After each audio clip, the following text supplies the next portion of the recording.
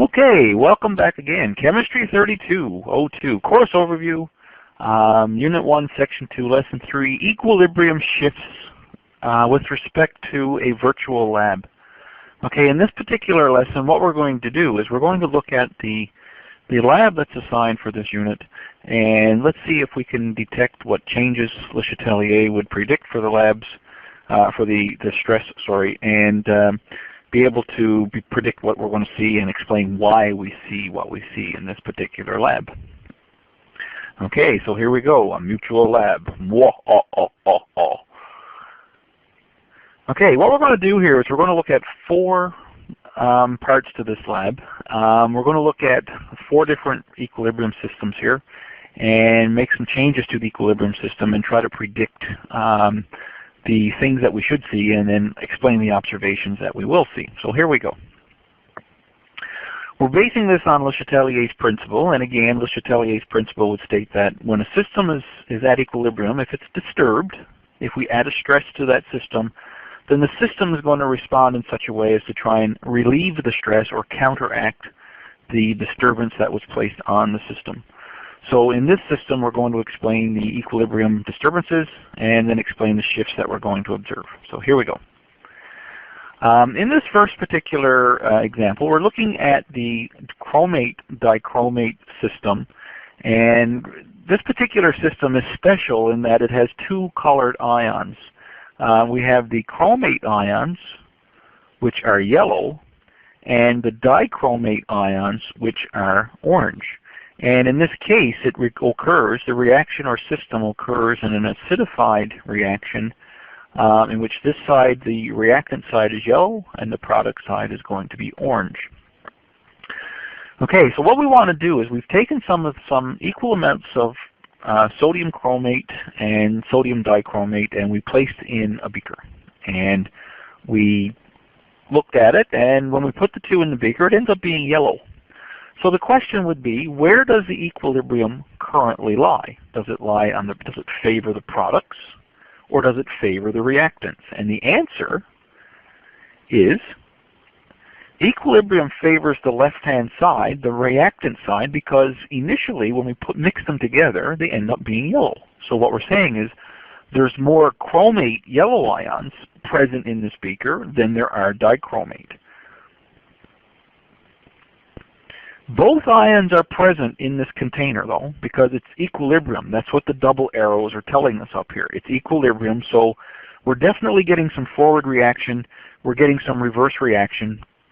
The idea behind this, though, is that the system lies to the yellow side. There are some orange ions present, but there's not that many. There's only a few of them there, and you really can't detect it. All right? So it's showing up more predominantly yellow because most of the ions are in this form. So thinking about water in a boat, say, as our equilibrium, we know that water sloshes back and forth, right? Forward, reverse, left and right in a boat. And if it sloshes one way, we're going to see the orange color. If it sloshes back to the other side, we'll see the yellow. So what we've got happening here in this particular equilibrium is that it's lying on one side, and it's lying on the reactant side, and that's why it's mostly yellow. Okay. So here we go. But the important thing here is that both ions are present. It's just that they're present in different amounts.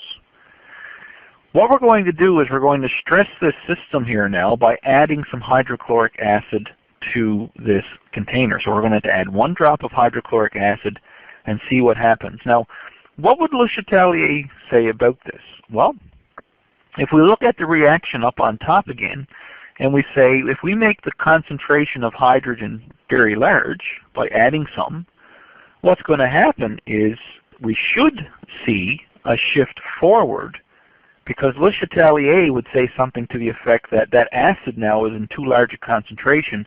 We need to get rid of it. The only way we can get rid of it is by shifting in the forward direction. So we're going to predict a forward shift here to try and remove the excess acid.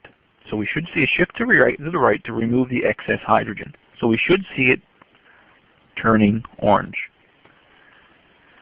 Okay, here's the drop of acid is being added. Okay, bloop, we add a drop of acid, and what we notice is, bang, almost instantly it turns orange, And that's an indication that this system has shifted to the product side. Now what's happened is we've produced Cr2O7, the dichromate, and now it's turned orange. Okay, here we go. Okay, so we got the same exact system here, but this time now we say, where does the equilibrium lie? And because it's orange, what we're saying now is that there's more orange ions that are present in the container. There's more orange than yellow. So the equilibrium must lie to the right, or the forward reaction is being favored, or the products are being favored. There's a number of ways we could say it. Okay? What we're going to do here now is predict what the effect on this system is if we add some sodium hydroxide. Now you notice that sodium is not in the system at all. No big deal, but hydroxide is. So in this particular system, we're going to add some hydroxide ions. And the effect of that, lechetalier would say, holy cow, we got way too much hydroxide. Let's get rid of it. The only way we can get rid of it is by shifting away from it, right? Because if it's enormous, we shift away. So what's going to happen here now is we're shifting back to the yellow side. So we're going to make more yellow ions now than there are orange. So our prediction, as suggested, we should see a shift left. We should see it changing to yellow. Okay, and here we go. So we've got this container now that's orange. There's a whole bunch of dichromate ions here. We're going to add one drop of, or a few drops of sodium hydroxide, right? Yoop. There we go. And instantly, swish, it starts to turn yellow. Now, one of the issues with this is how yellow is that going to get? The intensity of the yellow, we can see a change going from orange to some intensity of yellow, but we don't know how dark it's going to get, because that's going to depend on how orange it is to start and how much hydroxide we're adding. If we only add a little tiny bit, then the reaction only has to shift back a little tiny bit. If we add a lot of OH-, then the system's going to have to shift over a great deal. So the degree of change from orange to yellow, again, it's going to be subtle if you only add a little tiny bit because the stress is not that large, or it could be an enormous change because we add a great deal. So, you know, it's going to be very, very important here to watch what you're doing and make your observation as you do this. But there we go. That's the prediction we made. Okay, now here's another one. It's the exact same system. We're still dealing with the chromate, which is yellow, and the dichromate, which is orange. Now we're saying sometimes in the public exam questions, they'll say, you know, what's going to be the effect of adding some weird ion that's not even in the reaction here? We're saying, you know, these are the only things in this equilibrium system, so why would they want us to add something else? Well, sometimes what happens when we add other things is that we have to consider our solubility table. You guys have seen that in Chemistry 3202. Because the effect of adding something else is that by adding, say, iron to this system, which we're going to do here now, iron can react with hydroxide. Now you might say, why would you want to add iron? There's no iron in this system. Yes, but iron would react with hydroxide to give me a low solubility substance. So what's happening is as the iron comes into play here, the iron is actually reacting with the hydroxide and tying it up in the solid state. So in a sense, by adding iron, what we're doing is removing or reducing the amount of OH-. So OH- gets very, very tiny now. And remember what we said about when things are made tiny?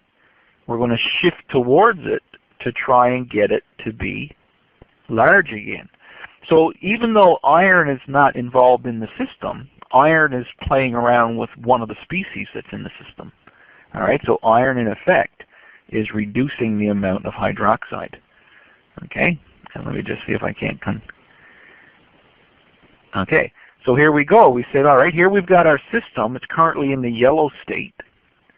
And what we're going to do is we're going to add a few drops of iron. Where does the equilibrium currently lie? Okay, well obviously it's lying to the left because it's yellow. Predict the effect of precipitating out the hydroxide. We predicted it should shift forward to try and replace the hydroxide. And now we want to look at our observations here. We're saying we're going to add some iron. And lo and behold, before, right, we had a few drops of iron in the aqueous format, and all of a sudden what we see here is that we see the precipitate of iron hydroxide solid, so this would sink to the bottom. And as we suggested, because we're pulling the reaction towards the right-hand side, we're favoring the products now because we're trying to replace the OH-, we're going to start seeing more orange being produced. And the orange really has nothing to do with the iron. It's not like rust you're seeing floating around in the water. The orange is from the dichromate. Okay? Now, these guys are very important here because how far right are we going to go? Well, it depends on how much iron you put in. If we put in a little tiny bit of iron, then the change is going to be subtle because the stress is only very small. If we put in a lot of iron, then the stress is going to be very significant and it's going to go way, way, way to the orange side.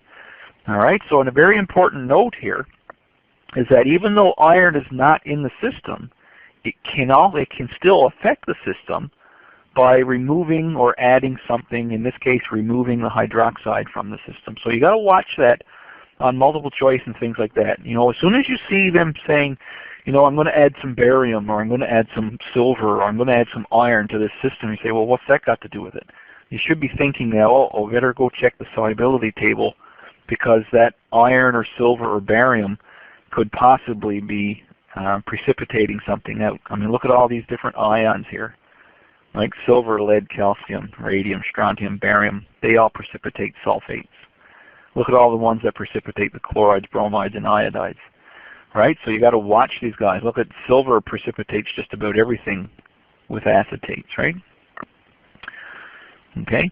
So we got to watch that. There we go. Here's another example.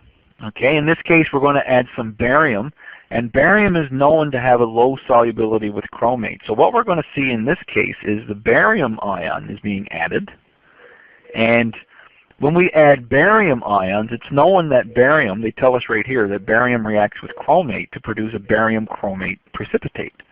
So in a sense, what we're doing is we're removing this chromate ions, which is going to pull the reaction over this way, which means this reaction the orange should disappear completely, depending on how much barium we add, because the reaction is being pulled to try and replace this.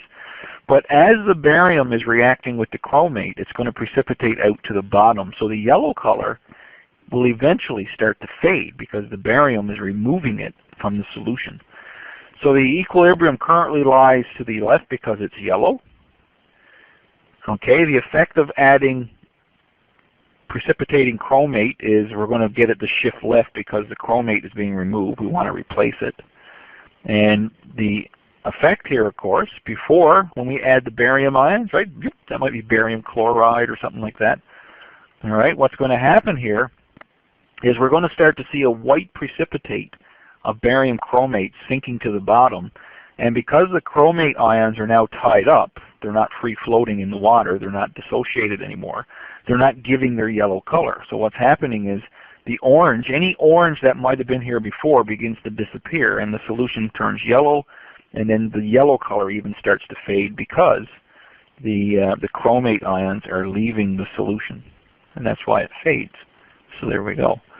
So we got to be very careful when we start seeing, when they start telling us they're going to add some ions that are not in the system, right? You got to be very careful about what's going on there and say, okay, hold on now. They're trying to see if I can pick up on this now, right? There we go. Okay, here's another part two. This is the effect of temperature changing. Here's a particular cobalt complex that we have here. When cobalt is complex with water like this, it turns to a pink color. And when it reacts with the chlorine here, it makes a cobalt complex with chlorine. It turns to a really dark blue to almost purple color. All right? And what we want to do is we want to see what the effect of adding energy to this. So the very first question says, which reaction is endothermic, the forward or the reverse reaction? And we're looking at this and we're saying, well, what side is the energy on? exothermic if energy is being released, endothermic if it's being absorbed. So what they're saying is which reaction is absorbing energy, endothermic, and that's going to be the forward, right? So in the way it's written, the forward reaction is endothermic because it's absorbing energy. Where does the equilibrium currently lie? Well, it's pink.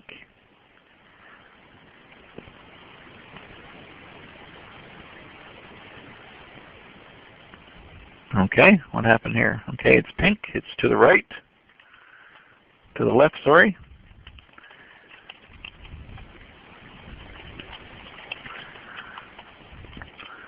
Okay, it's pink. There we go.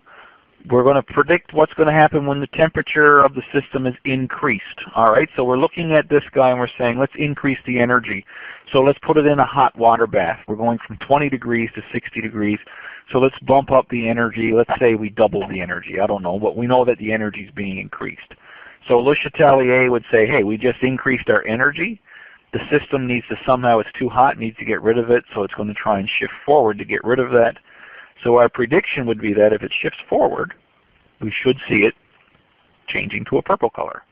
And we take this beaker, it's a nice pink color at room temperature, 20 degrees. We're going to put it in a hot water bath for a period of time. There's going to be a period of adjustment here that's going to take place. And after a little short while, what happens is, again, it turns that nice dark purpley, dark blue. Okay? This right here, of course, is just a hot water bath that we dropped it in. So it turns to a dark purple. There we go. As expected. What's going to happen to this particular system if we reduce the temperature? All right, so in this case, we're going to take that beaker now that's nice and dark purple, and we're going to put it in a cold ice bath. So what's going to happen now is we're going to reduce the energy. Again, I don't know. We know that the 50 is where it's comfortable. Let's reduce it by putting it in a hot water bath. So we're reducing the energy term here, and what's going to happen is the system needs to get to replace that lost energy. It's too cold. It needs to warm it up. So it's going to shift back. So we're saying that the equilibrium currently lies to the right because it's purplish, and the effect of decreasing the temperature is it's going to shift left to try and replace the lost energy. And once we put it in the ice water bath, lo and behold, that's what we see. It turns to the pink color. Depending on the temperature change, again, the degree of pink and purple that you're going to see is going to depend on how significant the temperature change was. A very large change in temperature, it eventually will make a great big change in the color, right? And again, it's an observation. There we go. Okay. Now, we're going to look at the effects of pressure on a gas here now. We're looking at this particular chemical reaction, and we're saying, okay, let's put it in a container that's about this big. All right? And we're going to say we've got this particular chemical reaction up here where N2O4 is colorless and NO2 is brown. And we're saying, all right, let's consider this particular reaction. Let's increase the volume of the container. So we're going to take this container and we're going to double it or triple it in size. We're going to make the volume very, very big. And Boyle's law would say, remember, it's inversely proportional. When one goes up, the other goes down. So if we increase the volume, that's going to drop the pressure. Now what does lechetalier say about pressure? Well, pressure has to do with the amount of gas, doesn't it? On this side of the equation, we've got 1 mole of gas. On this side of the equation, we've got 2 moles of gas. If I make this container bigger, that means I've got more room. I need to fill up that container. The only way I can make more room, or more gas, sorry, or fill up that container is to make more gas. So what we're going to see then is that this system should shift to the right to make more gas. And there we go. So if we tripled or quadrupled the size of this container, the container gets bigger, and the reaction is going to shift to the right to make more gas. And what's going to happen is lechetalier says, you know, we want to get that gas, we want to fill up that container, we want to, the pressure now is dropped, we need to get the pressure back up. So we got to make more gas to make more pressure. And that's why it would shift to the brown side. If we made this container smaller again, we drop the volume, so a decrease in volume, we're going to start squatting the gas together, And by doing so, what we're going to see is that the pressure now is going to rise. So if we've got more pressure, we don't like that. We want less pressure. So therefore, if we want less pressure, we want less gas. And what's going to happen is if we make the container half the original size, so we're going to take this container now, we're going to squat it down to half its original size. We see a shift to the left to make less gas because there's less space here. There's not as much room for all that gas to be there. So what we start to see is that it starts to turn colorless. Will the color fade altogether? Well, again, it's one of these things is depends on what the pressure is. All we know is that it's getting less and less brown because it's shifting more and more to this side. As we make the container smaller and smaller and smaller, the system is shifting more and more to this side, so we're making less and less and less brown. Will it fade completely? If we increase the pressure enough, it probably will. Right? If we make that container small enough, then the colorless gas will be the only thing that's in that container. All the brown gas will be converted to colorless. Okay? And there we go. So that's Lechetalier's principle. So if we increase the pressure, the system will shift to try and remove the excess pressure. We do that by making less gas. Less gas is less pressure. And the analogy here, I guess, is that if we make the container smaller, we're overcrowding. We need to relieve that problem of overcrowding. We got to get rid of some. It's a closed system. We can't start kicking molecules of gas out. The only thing we can do is shift. And there we go. Okay, that's it for this one. Don't forget to take advantage of our online tutors and all the online content that you can get there to help you out with this. Bye-bye.